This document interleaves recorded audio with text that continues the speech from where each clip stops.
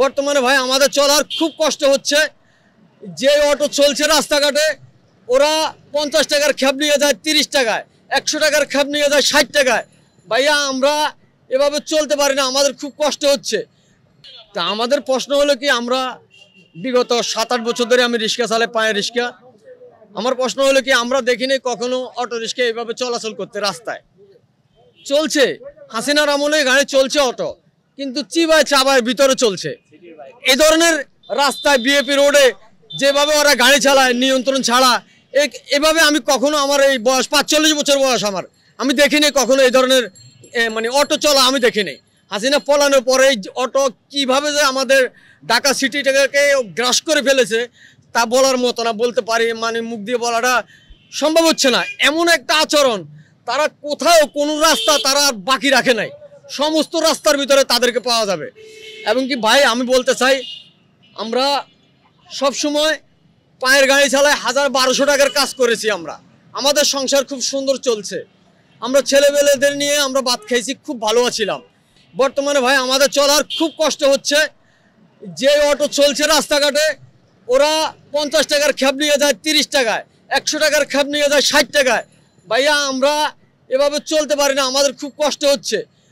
আমি অবলম্বন বলতে চাই সরকারের কাছে, বর্তমান সরকারের কাছে, তত্ত্বাবধায়ক সরকারের কাছে বলতে চাই, ডাক্তার ইন্নুস সাহেবের কাছে বলতে চাই যে আপনি ওদেরকে হয়তো অটো চালাবার নির্দেশ দেন পুরোপুরি, আমাদেরকেও পায়ে রিক্সা বন্ধ করে দেন, আর নয় আমাদের পায়ে রিক্সা চলার অনুমতি দেন, ওদের অটো বন্ধ করে দেন। আমি বলতে চাই দেশে বিদ্যুৎ অপচয় হচ্ছে, আপনি কেন বুঝেন না?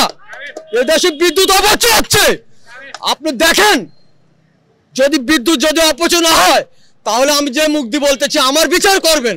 আমি কেন বলি, সারা বাংলাদেশে বিদ্যুৎ কোনো চট থাকবে না যদি অটো বন্ধ হয়ে যায়। অটোতে প্রত্যেক দিন একটা অটো গাড়িতে 4টা ব্যাটারি থাকে। আপনি কেন এই অটোকে বন্ধ করছেন না এখনো? কেন এটা এখনো ঢাকা শহর সিটির ভিতরে অটো এখনো চলছে? আমাদেরকে কোনো সরকার খাওয়ান দেয় না, আমরা কর্ম করি খাই। তাই আমরা বলতেছি, আমরা যদি পায়ে রিক্সা চালাই, আমরা আগের সাবেকে যদি থাকি, আমরা ভালো থাকতে পারবো, আমরা নিরীহ মানুষ পেটে ভাত দিতে পারবো, ছেলে বাল বাচ্চা নিয়ে আমরা ভালো থাকতে পারবো। তাই আমি অবলম্বন বলতেছি, ডাক্তার ইন্নুস সাহেব আপনি দীর্ঘদিন করবেন না, অটোকে বন্ধ করেন। আর না হয় আপনি দেখবেন এই পায়ের রিক্সাওয়ালারা কিভাবে সারা ঢাকা শহর আন্দোলন করে, তখন আপনি আর পারবেন না তাদেরকে রক্ষা করতে। তারা যদি খেবে, তারা যদি রাস্তায় নামে আন্দোলনে, তখন আপনি পারবেন না এই মানুষকে, জনগণকে আপনি বিধ করার মতো মানুষ, আপনি এই মানুষকে ঠেকাবার মতন, তখন আপনার কোনো শক্তি কুল হবে না। অটো বিদ্যুৎ প্রচুর খরচ, বাংলাদেশের বিদ্যুৎ অর্ধেক বিদ্যুৎ অটোয় ব্যবহার করে।